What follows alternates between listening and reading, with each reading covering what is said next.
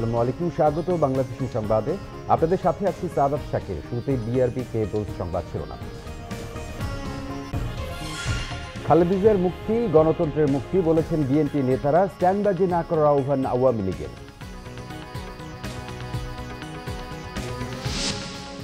রাজশাহীতে করোনা ইউনিটে আরও 12 জনের মৃত্যু। ভারত থেকে সাতক্ষীরা সীমান্ত দিয়ে দেশে ঢোকার সময় আরও 11 জন আটক। ঢাকা ব্যাংকে 4.25 কোটি টাকা গরমিল ধরিয়ে দেয়া 2 কর্মকর্তাকে গ্রেফতার দেখিয়েছে পুলিশ। পাঠানো হয়েছে আদালতে। ভর মৌসুমেও চাল নিয়ে কারসাজি। ডাল, ডিম সহ প্রায় সব নিত্যপণ্যের দামই চড়া। সামনে আরও বিপদের শঙ্কা।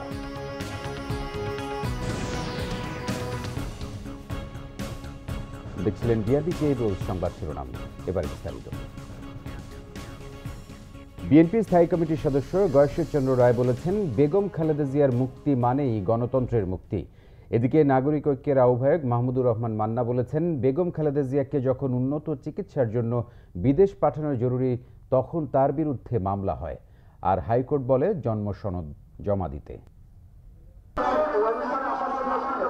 অবিলম্বে শিক্ষা প্রতিষ্ঠান খুলে দেয়া, বেগম খালেদা জিয়ার মুক্তি এবং ইসলামী বক্তা আবু তোহা মোহাম্মদ আদনানকে খুঁজে বের করার দাবি জানিয়েছেন নাগরিক ঐক্যের আহ্বায়ক মাহমুদুর রহমান মান্না। শুক্রবার জাতীয় প্রেস ক্লাবের সামনে এক মানববন্ধনে তিনি বলেন, সরকার দিনের পর দিন লকডাউন দিয়ে যাচ্ছে, কিন্তু শিক্ষা প্রতিষ্ঠান বাদে অফিস আদালত সব খোলা। তার করোনা হয়েছিল, তারপরে এখন তার কিডনির সমস্যা, তার হার্টের সমস্যা, তার চিকিৎসার ব্যবস্থা করবার জন্য ওরা মামলা করেছে, আর হাইকোর্ট রায় দিয়েছে। উনি কবে জন্মগ্রহণ করেছেন তার সার্টিফিকেট আমাদের কাছে জমা দাও। এই সরকার একটা স্বৈরাচারী ব্যবস্থা, জুলুমবাজ চালাচ্ছেন, এর বিরুদ্ধে আমাদেরকে লড়াই করতে হবে। এদিকে বিএনপি চেয়ারপারসনের উপদেষ্টা জয়নুল আবদিন ফারুকের রোগ মুক্তি কামনায় আলোচনা ও দোয়ার আয়োজন করে জাতীয়তাবাদী নবীন দল। এতে বিএনপি স্থায়ী কমিটির অন্যতম সদস্য গয়েশ্বরচন্দ্র রায় বলেন, ঘরে বসে স্লোগান দিলে হবে না, আন্দোলনের দাবি করে ঘরে বসে থাকলেও চলবে না। খালেদা জিয়ার মুক্তি হলে গণতন্ত্র মুক্তি পাবে, আবার গণতন্ত্রের মুক্তি হলে কিন্তু খালেদা জিয়া মুক্তি পায়। সুতরাং গণতন্ত্রের মুক্তির আন্দোলন আর খালেদা জিয়ার মুক্তি আন্দোলন একই সূত্রে গাঁথা। যে নামেই করেন আসেন, যা বলেন সেটা আমরা সবাই মিলে করি। দেশটা মুক্ত করি, গণতন্ত্র মুক্ত করি, খালেদা জিয়াকে মুক্ত করি। তিনি সাবেক বিরোধী দলীয় চিফ হুইপ জয়নুল আবদিন ফারুকের আশু রোগ মুক্তি কামনা করেন। আহমেদ সরওয়ার, বাংলা ভিশন, ঢাকা। এদিকে আওয়ামী লীগ নেতারা বলেছেন, বেগম জিয়ার চিকিৎসা বিএনপির মূল উদ্দেশ্য নয়। চিকিৎসার নামে নাটক ও রাজনৈতিক স্ট্যান্ডবাজি করা হচ্ছে। তারা বলেন, সাম্প্রদায়িক ও সহিংসতার পৃষ্ঠপোষক দলটির হাতে দেশ নিরাপদ নয়। বিএনপির রাজনীতি ভাইরাসের চেয়েও ভয়ঙ্কর। কাছে অভিযোগ 23 জুন আওয়ামী লীগের প্রতিষ্ঠা বার্ষিকীর কর্মসূচির ঘোষণা উপলক্ষে সরকারি বাসভবন থেকে নিয়মিত ব্রিফিংয়ে দলটির সাধারণ সম্পাদক ওবায়দুল কাদের বলেন, এদেশে গণতান্ত্রিক, প্রাকৃতিক ও রাজনৈতিক পরিবেশ বিনষ্টের মূল কুশীলব এবং কারিগর বিএনপি। দলটি ক্ষমতায় গেলে দেশ আবারও অন্ধকারে যাবে মন্তব্য করেন তিনি। বিএনপির হাতে ক্ষমতা গেলে দেশ আবার অন্ধকারে তলিয়ে যাবে। তারা ক্ষমতা এলে বাংলাদেশ আবার লাশের পাহাড় হবে। প্রতিশোধ প্রবণ বিএনপি ক্ষমতা হাতে পেলে দেশে রক্তের বন্যা বইয়ে দেবে। সাম্প্রদায়িক ও সহিংসতার পৃষ্ঠপোষক বিএনপির হাতে দেশের মানুষ নিরাপদ নয়। বিএনপি রাজনীতি ভাইরাসের চেয়েও ভয়ঙ্কর। জাতীয় প্রেস ক্লাবে আওয়ামী লীগের প্রেসিডিয়াম সদস্য সাবেক মন্ত্রী মোহাম্মদ নাসিমের স্মরণ সভায় মাহবুবুল আলম হানিফ বলেন, বেগম জিয়ার চিকিৎসায় সর্বোচ্চ সহযোগিতা করলেও এ নিয়ে মিথ্যাচার করছে বিএনপি। বেগম খালেদার চিকিৎসকরা কিন্তু একবার বলছেন না মিডিয়ার সামনে এসে যে ওনার এই পার্টিকুলার এই রোগের জন্য ওনার বিদেশে অমুক হসপিটালে অমুক ডাক্তারের চিকিৎসা নিতে হবে, এই জন্য বিদেশ যাওয়া প্রয়োজন। তারা বলছেন না, বলছেন মির্জা ফখরুল সাহেব প্রতিদিন কি বিদেশ পাঠাইতে হবে। কোন বিদেশে যাবেন চিকিৎসার জন্য? বেগম জিয়া রাজনৈতিক দলের একজন সাবেক প্রধানমন্ত্রী, তার সুচিকিৎসা হোক, উনি চিকিৎসা হোক, দ্রুত সুস্থ হয়ে আসুক, এটা আমরা চাই, এটা প্রত্যাশা করি। এবং ওনার চিকিৎসার জন্য সরকারের পক্ষ থেকে যতটুকু সাহায্য করা সম্ভব সবটুকুই করার জন্য সরকার সবসময় আন্তরিক। কিন্তু সেটা না যে আপনারা শুধু ব্লেম গেম খেলে আপনার রাজনীতি স্ট্যান্ডবাজি করে যাচ্ছেন। তিনি বলেন, করোনা দুর্যোগে আওয়ামী লীগ মাঠে থাকলেও প্রেস ক্লাব ও পার্টি অফিসে সীমাবদ্ধ বিএনপির রাজনীতি।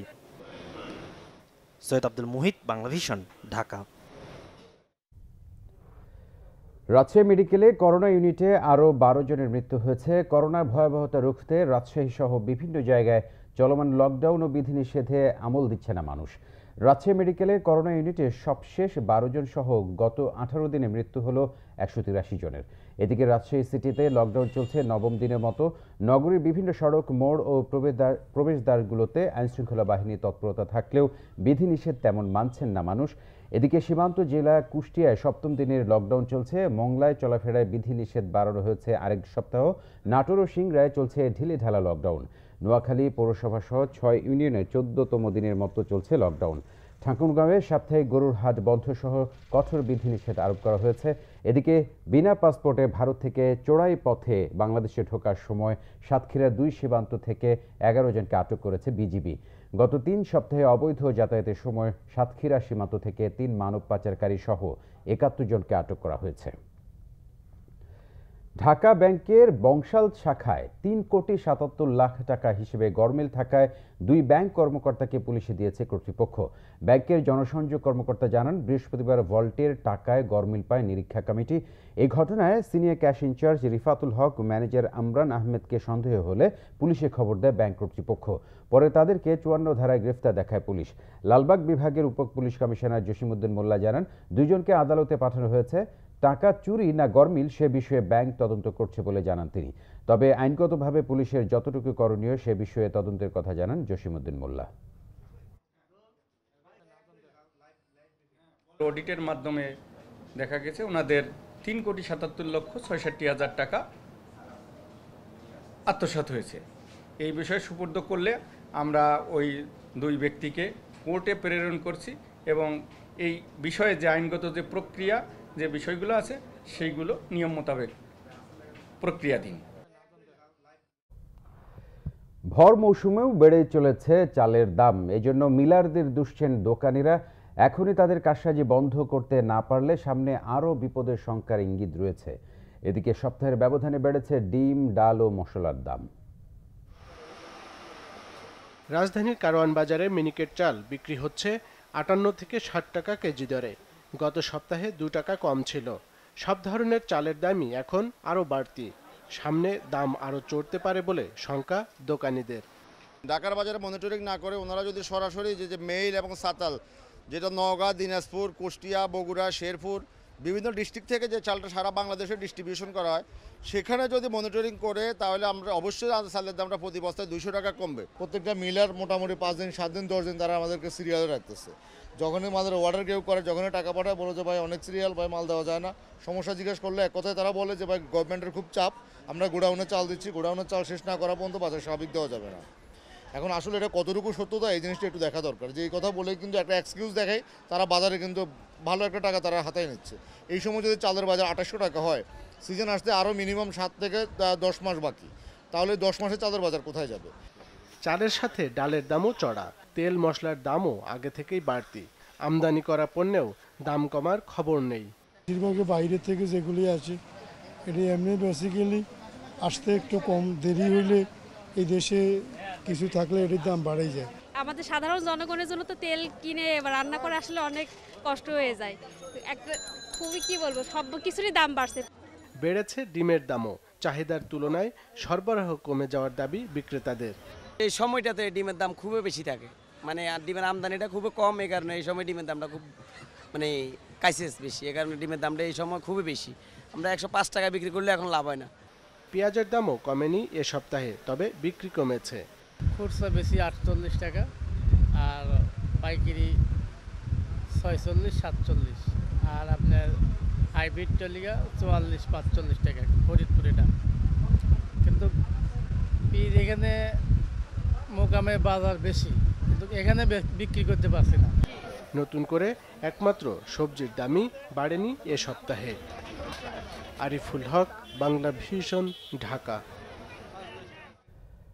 ব্যবসা সহায়ক বাজেট হলেও রপ্তানি খাত পুনরুদ্ধারে তা যথেষ্ট নয় জানিয়েছেন রপ্তানিকারকরা। তারা বলছেন উৎসে কর ও ভ্যাটের ভার কমানো না হলে রপ্তানিতে কাঙ্ক্ষিত প্রবৃদ্ধি সম্ভব নয়। রপ্তানি জোরদারে কাস্টমস ও বন্ডের জটিলতা দূর করতে বাজেটে সুনির্দিষ্ট সংশোধনী চান উদ্যোক্তারা। বিশ্বজুড়ে করোনার ছোবলে বিপর্যস্ত রপ্তানি খাত। হিমায়িত চিংড়ি থেকে শুরু করে সবজি ও পাট পণ্যের মতো বেশিরভাগ পণ্যেরই রপ্তানি কমেছে উদ্বেগজনক হারে। প্রস্তুত চামড়া ও জুতা স্যান্ডেলের রপ্তানি এখন কিছুটা ইতিবাচক হলেও কমেছে চামড়া পণ্যের বিদেশ যাত্রা। দেশের প্রধান রপ্তানি পণ্য তৈরি পোশাক খাত গত বছরের তুলনায় ভালো করলেও তা লক্ষ্যমাত্রার তুলনায় 7% কম। এসব বিবেচনায় নতুন বাজেট রপ্তানিমুখী নয় বলছেন পোশাক শিল্পের উদ্যোক্তারা। এই বাজেটটাকে আমরা আশা করেছিলাম গভর্নমেন্ট আমাদেরকে ধরেন কাস্টমস, বন্ড, পোর্ট, তারপরে আমাদেরকে ব্যাংকিং ফ্যাসিলিটি সব কিছু মিলে গভর্নমেন্ট একটা এক্সপোর্ট ওরিয়েন্টেড বিজনেসগুলিকে টিকিয়ে রাখার জন্য, যেহেতু আমরা বহির্বিশ্বের সাথে তাল মিলিয়ে চলতে হবে, ভিয়েতনাম বলেন, কম্বোডিয়া বলেন, চায়না বলেন, তাদের গভর্নমেন্ট তাদের ম্যানুফ্যাকচারিং এক্সপোর্টারদেরকে যেভাবে ফ্যাসিলিটিগুলি দেওয়া হচ্ছে সেভাবে যদি আমাদের government this is the right time to concentrate on that area. চামড়া শিল্পের উদ্যোক্তারাও বলছেন বহির্বিশ্বের সঙ্গে পাল্লা দিয়ে রপ্তানি বাড়াতে বাজেটের পদক্ষেপ যথেষ্ট নয়। এক্সপোর্ট গ্রোথ দিন দিন কমছে। এখানে যদিও আমাদের এই সেক্টরে 10% ইনসেন্টিভ আছে, কিন্তু এক্সপোর্ট যেহেতু কম সেই কারণে কিন্তু অনেকে ইনসেন্টিভ নিতে পারছে না। যদিও কর্পোরেট ট্যাক্স কমেছে, এটা আমাদের জন্য একটু সুবিধা হবে, কিন্তু প্রত্যেক বছর বাজেট আসলেই দেখা যায় যে সোর্স ট্যাক্স আপনার 1% করে। গত বছর যেটা হয়েছিল, এইবার এটা আমরা আবেদন করার পরে এটা 0.50% করেছে। আমরা বলেছি এটা 0.25 করার জন্য, এবং সেটাকে আপনার 5 বছরের জন্য ফিক্সড করে দেওয়ার জন্য। রপ্তানি খাতকে আগের চাঙ্গা অবস্থানে নিয়ে যেতে শুল্ক ও বন্দর কেন্দ্রিক জটিলতা দূর করার দাবি ব্যবসায়ীদের। জিয়াউল হক সবুজ, বাংলাভিশন, ঢাকা। ভোর থেকে থেমে থেমে বৃষ্টিতে রাজধানীর বিভিন্ন এলাকায় দেখা দেয় সাময়িক জলাবদ্ধতা। এতে দুর্ভোগ তৈরি হয় ওইসব এলাকায়, বিঘ্ন ঘটে যান চলাচলেও। ভোরের পর ধীরে ধীরে বৃষ্টি কমতে থাকে। ছুটির দিনে রাস্তায় বের হওয়া মানুষ এ সময় চরম দুর্ভোগে পড়ে। জমে থাকা নোংরা পানি, পিচ্ছিল রাস্তা আর খানাখন্দে হাঁটা চলায় কষ্ট হয় তাদের। এদিকে অল্প বৃষ্টিতে পানি জমে যায় বঙ্গবাজার সংলগ্ন রাস্তাটিতে। সেই পানি নামতে চলে যায় ঘন্টার পর ঘন্টা। বহু বছর ধরে বর্ষায় এই দুর্ভোগে কাটছে স্থানীয়দের। আমাদের তো থাকা কষ্ট হয়ে গেছে, আমরা বৃষ্টি মধ্যে ভিজা ভিজা থাকি, রাস্তার মধ্যে পড়ে থাকি। আমাদের হাঁটতে খুব কষ্ট হচ্ছে আর কি। এই যে নোংরা পানিগুলো মারিয়ে আমরা অফিসে যেতে হয়, এটা মানে আমাদের জন্য ভোগান্তি আর কি। সরকারের অবহেলার কারণে হইতেছে, কারণ এখানে যদি এরকম একটা জায়গা, এই জায়গা দিয়ে এত মানুষ হাজার হাজার চলাফেরা করে, এর মধ্যে যদি এইভাবে পানি ভিজে থাকে তাহলে মানুষের দুর্ভোগ। এই রাস্তা মেয়র অফিসের সাথে, তো মেয়র কি চোখে দেখে না এই রাস্তাটা? এই রাস্তাটা যদি মেয়র যদি চোখে দেখতো তাহলে অফিসে কাজ করাইতো। সংবাদ শেষ করব বিআরবি কেবলস শিরোনামগুলো আরেকবার জানিয়ে দিই। খালেদা জিয়ার মুক্তি গণতন্ত্রের মুক্তি বলেছেন বিএনপি নেতারা। স্ট্যান্ডবাজি না করার আহ্বান আওয়ামী লীগের। রাজশাহীতে করোনা ইউনিটে আরও 12 জনের মৃত্যু। ভারত থেকে সাতক্ষীরা সীমান্ত দিয়ে দেশে ঢোকার সময় আরও 11 জন আটক। ঢাকা ব্যাংকে 4.25 কোটি টাকা গরমিল ধরিয়ে দেয়া 2 কর্মকর্তাকে গ্রেপ্তার দেখিয়েছে পুলিশ। পাঠানো হয়েছে আদালতে। ভর মৌসুমেও চাল নিয়ে কারসাজি। ডাল, ডিম সহ প্রায় সব নিত্যপণ্যের দামই চড়া। সামনে আরও বিপদের শঙ্কা। প্রিয় দর্শক, এই ছিল এখনকার মতো। পরের সংবাদ বিকেল 4টায়, রেখে 3টায় রয়েছে নিউজ টপ 10 দেখার আমন্ত্রণ রইল। এছাড়া বাংলাদেশি সংবাদ ও সংবাদ সংশ্লিষ্ট অনুষ্ঠান দেখতে ভিজিট করুন www.bvnews24.com ও facebook.com/bangladeshi news এবং সাবস্ক্রাইব করুন youtube.com/bangladeshi news। ধন্যবাদ সবাইকে।